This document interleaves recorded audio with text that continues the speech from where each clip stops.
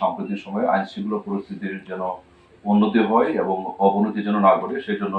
ডিএমপির মাননীয় police commissioner মহোদয় এবং আমাদের গোয়েন্দা বিভাগের অতিরিক্ত পুলিশ কমিশনার মহোদয় স্যারদের নির্দেশনায় এবং আমাদের যুগ্ম পুলিশ কমিশনার দক্ষিণ এবং অ্যাডমিন জনাব নাসির হোসেন স্যারের প্রত্যক্ষ তত্ত্বাবধানে আমাদের ডিবির প্রত্যেকটা ডিভিশনই বিশেষ করে অস্ত্র উদ্ধারের ব্যাপারে কাজ করে যাচ্ছে এবং তারই ধারাবাহিকতায় আজকে আমাদের লালবাগ ডিভিশনের একটি টিম বিশেষ অভিযানের জন্য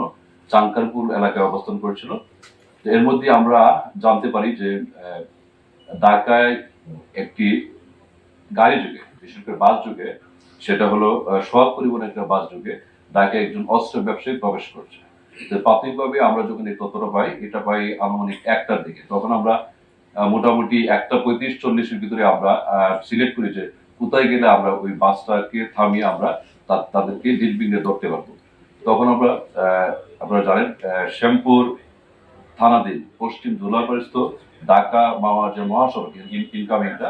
এইখানে আমরা অবস্থান করি বনফুল মিষ্টির দোকানের সামনে। যখন আমরা কাঙ্ক্ষিত গাড়িটা তখন 1:40 থেকে 45 ওই সময় আসে, আসার পর আমরা সংকেত দিই, গাড়ি তখন থামায়। তখন ড্রাইভার, হেল্পার এবং সুপারভাইজার তাদের উপস্থিতিতে এবং তাদের সহায়তায় আমরা তল্লাশি করি এবং একটা পর্যায়ে আমাদের যে গোয়েন্দা তথ্যের সাথে মিলিয়ে আমাদের যে কাঙ্ক্ষিত ব্যক্তি তাকে আমরা চিহ্নিত করতে সক্ষম হই এবং তার দেহ তল্লাশি করে তার কোমরের এক পাশে একটি বিদেশি পিস্তল সিলভার কালারের এবং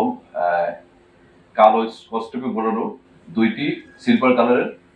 আমরা ম্যাগাজিন উদ্ধার করি এবং অপর তার দেহ তল্লাশি করলে কোমরের অন্য পাশে আরেকটা পিস্তল, কালো রঙের পিস্তল এবং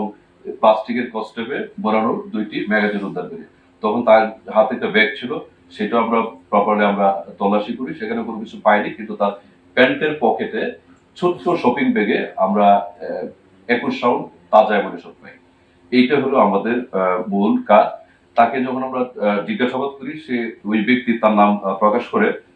মোহাম্মদ আজগর আলী ওরফে ভোলা, তার বয়স 55 বছর, তার পিতা মৃত কাউসার আলী মোড়ল, মাতা মৃত সায়রা খাতুন, গ্রাম হলো গয়রা, পোস্ট অফিস বেনাপুর, থানা বেনাপুর পোর্ট, জেলা যশোর। এবং তার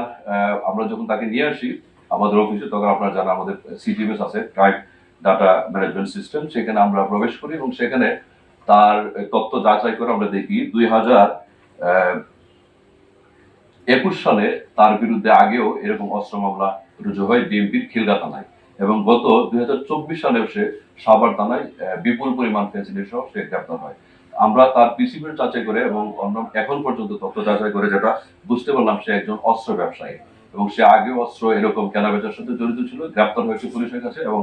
আজকেও সে এই 2টি বিদেশি পিস্তল, 4টি ম্যাগাজিন এবং 21 রাউন্ড গুলি সহ আমাদের মহানগর গোয়েন্দা পুলিশের হাতে গ্রেপ্তার হয় এবং তার বিরুদ্ধে এখন পরবর্তী আইনগত ব্যবস্থা প্রক্রিয়াধীন আছে এবং তাকে আমরা যে সময় আছে আমরা আদালতে প্রডিউস করার আগে তাকে জিজ্ঞাসাবাদ করব এবং শুধু তাই নয়, তাকে আমরা আদালতের কাছে আমরা প্রার্থনা করবো তাকে যেন আমরা এনে আবার নিবিড়ভাবে জিজ্ঞাসাবাদ করতে পারি, যেন তার এই যে অস্ত্র